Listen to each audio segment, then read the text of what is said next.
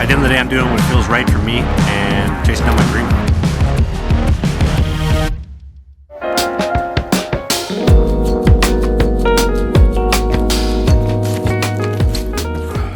So this lack of hockey has been driving me absolutely off the walls. We live in a day and an age where it's very easy to break down footage online. Pascal Villana, and I'm going to screw up his title, I believe Hockey Canada Development goalie coach. He's kind of a big deal in the goalie coaching community. One of his left-hand men, Brad Sherwin, is a goalie coach that I've been working with. He's been in a couple of videos. Although I can't get on the ice because Sweden rinks are shut down, we're locked down, what we can do is break down some footage. If I can mentally grasp my mind around the adjustments we're talking about and trying to make and physically feel them while we're talking about them, although it's not the same as being on the ice and making adjustments in person, physically on the ice, it is better than nothing. Today's video is going to be headlined by that. That's going to be the major thing. I'm going home in about 2 days' time, give or take, waiting and hoping that the government allows us to get back to the rink, to start practicing, to start playing games again.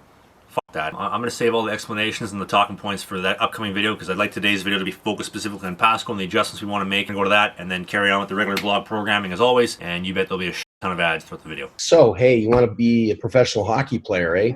Well, these are some of the things you're going to need to do. You can't just wish that you were. You have to have the habits and create a professional hockey lifestyle. Identifying some key attributes that would kind of minimize the movement, provide more balance, and give you the structure that you need to be able to be thinking the game. There's a little bit of a system that we can install in very short order that would almost make you smile when you play the game because you know what they're going to do. And how can you derive that in your game? So I hope to bring some of that to light. I think the system could really help. For sure. I was watching you and you've got some really good techniques and so forth. So I wanted to make sure that you had the information that would help you make more of a streamline. And this is one of those things that even Alex Ald was talking about, you know, in setting your head first on the puck, it's keeping your eyes in the middle of your skull. So rather than looking up like this or looking down through your nose, you're looking right at it, dead center of the skull. And that's where you see your clearest. When you do any of your turns, so for example, you see how your feet are commanding a lot of the turns? Make sure that whatever you're doing, your head lean towards the puck first. And what happens is your body starts to make the adjustment and start to open up areas for your legs as you start to move through that process. But your heel toe techniques, you know, are actually quite good. Very powerful skater. You're sitting up higher, so you're not sitting on your calf muscles. So that's working really well. Looking through your elbows where you're going next. And what will happen is through differential rotation, your head will turn down towards the puck. Your shoulders will start to turn, which will then begin the pivot of your knees. So you'll be able to plant your foot a lot easier and you'll be able to change the directional force of how you're playing the game. Let them know that the first drill, or even when you skate around the first time, but the first drill should be a goaltender style drill. You know, not to tell the coach what to do, but distant shots to activate the eyes, activate the head, activate your hands to make sure that you're in a set position. Goalies in the NHL do what you do all the time, which is sit on the goal line. But a lot of the shots, if you notice, they're at the gloves or they're down towards the skates where they can stand and they can kind of just use their stick to knock pucks away. It's not a bad warm-up at all. It's excellent. It keeps it clean, and then you're not having to jump and move out of position all the time. The main objective here is that you're setting your feet.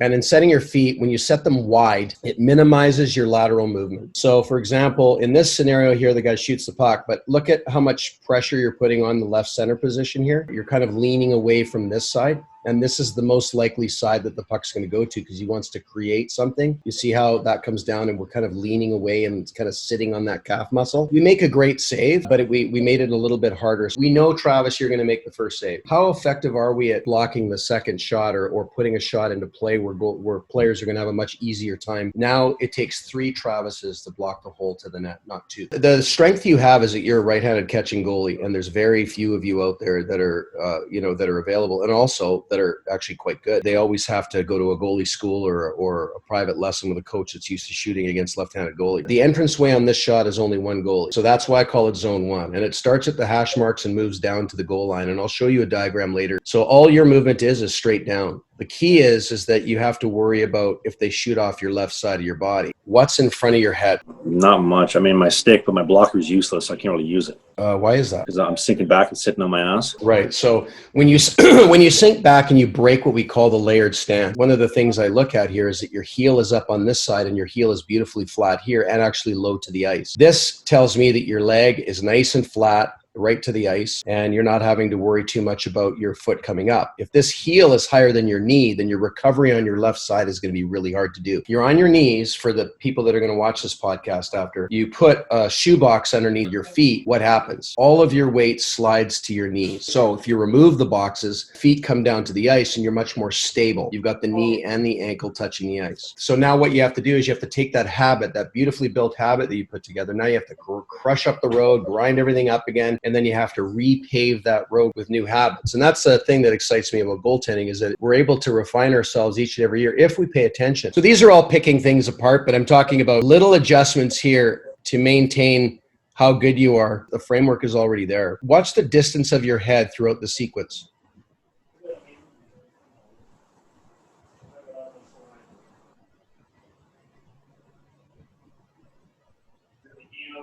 So what did you notice? Head's moving well. It's watching pucks. And it's getting myself in a position to make control of the save or take control of the save. It's staying at the right height. It's staying around the 4-foot mark, which is the top of the crossbar when you're in your stance at the 50% of your crease. So what's happening is that your brain, who's constantly measuring distance, it's measuring height, speed, velocity, the rise of the puck, the fall of the puck. It's trying to read all of these things, and you're not bringing your head up and down, where the equation is constantly changing. His feet are way too far apart, and this is a problem with a lot of NHL goalies. But still, when you move to position right here, this becomes the pivot. You see how both skates start to, one moves forward or articulates, and he's able to keep his upper body nice and square. Kari Lehtinen is super, super loose, and when he catches the puck, he's able to track that puck right down, and that's a typical goaltender from Europe. He has the ability to use his hands. Really important for them to reach in front of the net.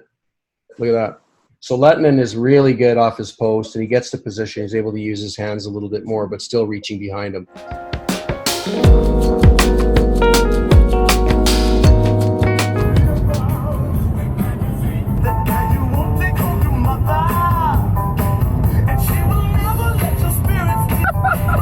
I have any on my face? You're going to fail. Alright, ready? Thanks for coming. How are ya? Open up. Ho, ho, ho. Oh, yeah. Open it up. Daddy got you a gift. Ooh, yeah.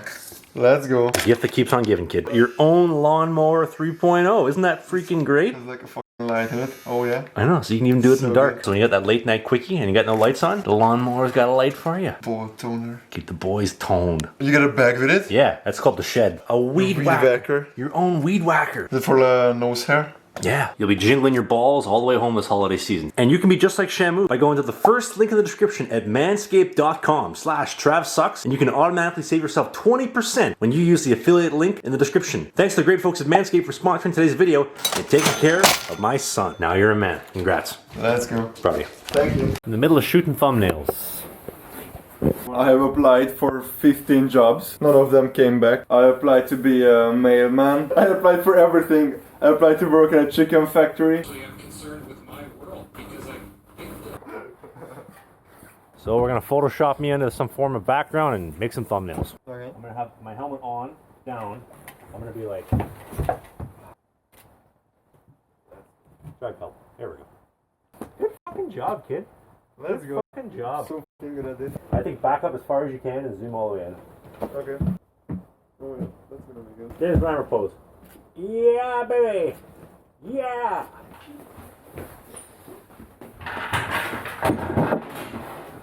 Let's go. Break some stuff. OnlyFans Yeah, only fat photographer. shoes Monday to Friday. I wear Saucony Pro endorphin. Chef's Choice chicken. If this doesn't get you excited, you probably have ED. What's up, Hogan? I just bought Tinder Plus. I'm swiping in Winnipeg. So how's Tinder Plus? I got unlimited likes. I can I've just been swiping. Like I'm getting carpal tunnel from swiping, dog. This is great. Do you want to take my advice? What's that? Go to Oslo, Norway, or Copenhagen, Denmark. You're welcome. I was actually doing some comparisons to what I set up. Just give me 1 sec. Let me see everything. It's almost like I'm at his door. Every time I go to his door, his dog goes nuts. He's teaching Sweet about the trailer park place. Well, That's actually, awesome. my roommate, he's from Hungary. He's like Hungarian. He's like He's like this 19-year-old stud. And I was trying to explain to him yesterday what Trailer Park Boys was. He's like, I never heard of that. Can I sing it? He's watching it right now. He hasn't got off the couch in the last like 6 hours. He loves it. You've destroyed another hockey player. That's awesome. Yeah.